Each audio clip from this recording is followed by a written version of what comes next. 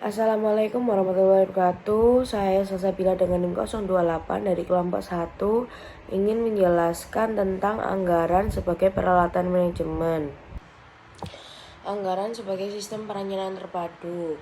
Anggaran perusahaan merupakan salah satu bentuk dari berbagai rencana yang mungkin disusun, meskipun tidak setiap rencana dapat disebut sebagai anggaran. Anggaran perusahaan adalah rencana kegiatan perusahaan seperti kegiatan operasional. Contohnya, kita seperti ingin melakukan perjalanan jauh, maka dari itu kita harus melakukan perencanaan agar lebih efisiensi. Untuk di perusahaan dalam mencapai efisiensi dengan melakukan kegiatan fungsional seperti di bidang pemasaran, produksi, administrasi, dan lain sebagainya. Dengan menggunakan anggaran ini, perusahaan dapat meminimalisir hal-hal negatif, sehingga diperlukannya sistem perencanaan dan pengendalian terpadu. Untuk yang kedua yaitu anggaran pendekatan sistem. Anggaran dapat dianggap sebagai sistem yang otonom karena mempunyai sasaran serta cara-cara kerja tersendiri yang merupakan satu kebulatan dan yang berbeda dengan sasaran serta cara kerja sistem lain yang ada dalam perusahaan. Perencanaan dan pengendalian yang ada dan diperlukan oleh perusahaan dapat berfungsi secara mantap. Yang dimaksud dengan sistem tadi adalah kumpulan komponen yang saling berinteraksi atau saling bergantung yang dikoordinasikan sedemikian rupa sehingga membentuk suatu kebulatan dan organisir untuk mencapai tujuan tertentu. Sebagai sistem anggaran sendiri terdapat inti sistem, yang dimana menjadi objek penyusunan anggaran maupun komponen-komponennya. Dalam hal ini, fungsi-fungsi pemasaran, produksi, keuangan, dan administrasi yang mencerminkan pihak-pihak yang paling berkepentingan di dalam upaya merealisasikan sasaran yang ditentukan. Untuk bagian pemasaran, menentukan barang atau jasa yang diharapkan dapat dijual dan menghasilkan keuntungan. Kemudian bagian produksi yang harus menjabarkan rencana penjualannya menjadi rencana produksi yang dapat menunjang rencana penjualan tersebut. Yang kedua, subsistem penunjang. Fungsi yang diperlukan dalam menunjang kelancaran bekerjanya inti sistem tadi yaitu dengan membentuk struktur organisasi di perusahaan tersebut. Untuk yang ketiga atau yang terakhir yaitu subsistem lingkungan. Subsistem lingkungan merupakan variabel yang terletak di luar perusahaan. Untuk selanjutnya yaitu anggaran dan penganggaran. Anggaran sendiri merupakan hasil yang diperoleh setelah menyelesaikan tugas perencanaan. Sedangkan penganggaran atau budgeting yaitu menunjukkan suatu proses sejak dari tahap persiapan yang diperlukan sebelum dimulainya penyusunan rencana, pengumpulan berbagai data dan informasi yang perlu dalam pembagian tugas, perencanaan, penyusunan, dan rencananya sendiri. Implementasi dari rencana tersebut sampai pada akhirnya tahap pengawasan dan evaluasi dari hasil melaksanakan rencana itu sendiri. Di dalam menyusun sesuatu anggaran perusahaan maka perlu diperhatikan beberapa syarat seperti anggaran tersebut harus realistis, luas, dan kontinu. Realistis artinya tidak terlalu optimis dan tidak pula terlalu pesimis. Untuk luas artinya tidak terlalu kaku, yaitu mempunyai peluang untuk disesuaikan dengan keadaan yang mungkin berubah. Sedangkan untuk kontinu artinya membutuhkan perhatian secara terus-menerus dan tidak merupakan suatu usaha yang insidentil. Selain itu perlu pula diperhatikan bahwa perusahaan menyusun anggaran karena perusahaan yakin bahwa dirinya mempunyai kemampuan untuk mengendalikan berbagai tujuan seperti kemampuan untuk berkomunikasi secara efektif, mempunyai kemampuan untuk memberikan motivasi kepada anggota-anggotanya dan mempunyai kemampuan untuk mendorong adanya partisipasi. Untuk selanjutnya yaitu anggaran komprehensif dan anggaran bersil. Di dalam praktek seringkali perusahaan dapat memilih antara dua alternatif yang dipandang dari segi ruang lingkup ataupun intensitasnya.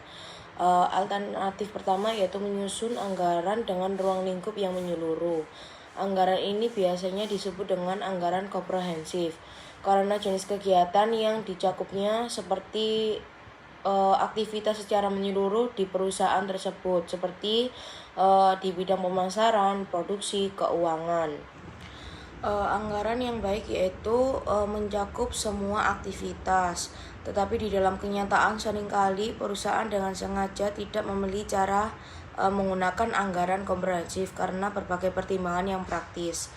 Misalnya perusahaan hanya menyusun perencanaan produksi saja karena tidak ada masalah baik dalam memasarkan hasil produksi maupun di dalam pembiayaannya, ataupun membatasi perencanaan segi keuangan saja karena perusahaan sedang mengalami kesulitan di bidang keuangan.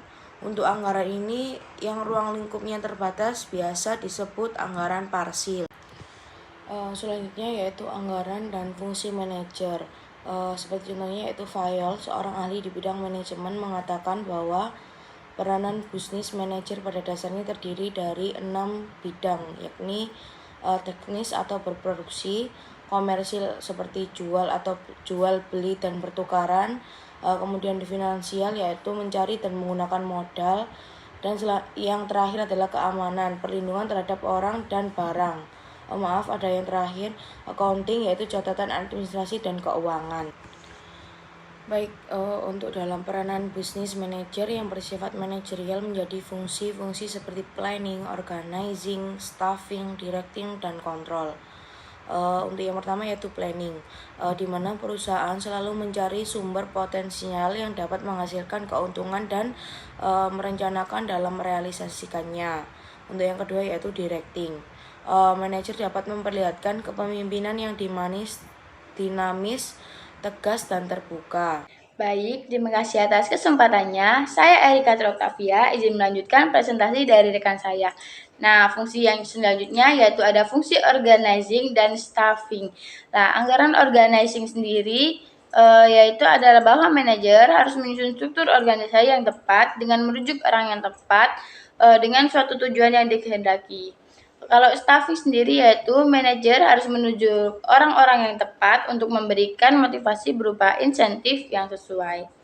Nah, selanjutnya ada anggaran fixed lead dan juga anggaran continue. Anggaran fixed lead sendiri yaitu anggaran yang disusun untuk periode waktu tertentu. Biasanya anggaran fixed lead tidak diadakan revisi secara periodik. Selanjutnya yaitu anggaran continue. Anggaran continue disusun untuk periode tertentu. Anggaran continue biasanya dilakukan revisi secara periodik. Penilaian kembali jika tidak cocok dengan asumsi-asumsi tersebut bisa berubah. Nah, selanjutnya ada anggaran dalam dimensi waktu, yaitu dibagi menjadi 3.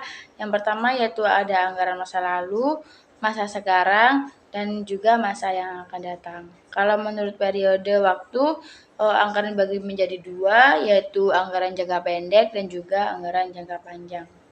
Nah, selanjutnya ada faktor-faktor yang mempengaruhi kebijakan manajer dalam perencanaan, terdiri dari produk, pasar, program distribusi, program produksi, program penelitian dan pengembangan, organisasi, dan juga finansial. Yang pertama yaitu faktor produk. Biasanya tergantung pada manajemen perencanaan yang memperhatikan seperti tren penjualan dan style. Yang selanjutnya yaitu faktor pasar, seperti potensi pasar dan sifat pesaing. Selanjutnya yaitu ada faktor distribusi seperti memilih dan melatih para salesman dan memilih saluran distribusi. Yang selanjutnya yaitu faktor produksi seperti memilih bahan mentah, buruh, dan lokasi pabrik. Selanjutnya yaitu faktor penelitian dan pengembangan, seperti besarnya biaya untuk program penelitian. Yang selanjutnya yaitu faktor organisasi. Biasanya yang kita ketahui suatu rencana biasanya tidak berjalan karena kesalahan struktur organisasi dalam perusahaan. Nah, yang terakhir yaitu finansial, seperti sumber modal kerja, return yang dikehendaki. Baik, terima kasih. Selanjutnya akan dilanjutkan oleh rekan saya. Baik, terima kasih atas kesempatannya. Di sini saya akan melanjutkan presentasi dari kelompok saya. Di sini saya akan menjelaskan tentang fungsi anggaran bagi perusahaan dan kelemahan anggaran. Fungsi anggaran bagi perusahaan. Dengan adanya anggaran tersebut, perusahaan dapat mengetahui apakah segala sesuatu yang direncanakan oleh perusahaan dapat dijalankan dengan semestinya. Apakah terjadi penyimpangan atau perubahan atas anggaran, maka dilakukan koreksi atau tindakan pengawasan terhadap anggaran yang telah disusun. Adapun beberapa kelemahan dalam penyusunan anggaran, antara lain, dalam penyusunan anggaran, penaksiran yang dipakai belum tentu tepat dengan keadaan yang sebenarnya. Lalu yang kedua, seringkali keadaan yang digunakan sebagai dasar penyusunan anggaran mengalami perkembangan yang jauh berbeda daripada yang direncanakan. Anggaran tahunan. Di sini ada dua anggaran tahunan, yaitu anggaran operasional dan anggaran keuangan. Anggaran operasional. Laporan ini yang akan memberitahu Anda apakah usaha Anda mendapatkan untung atau justru sedang buntung.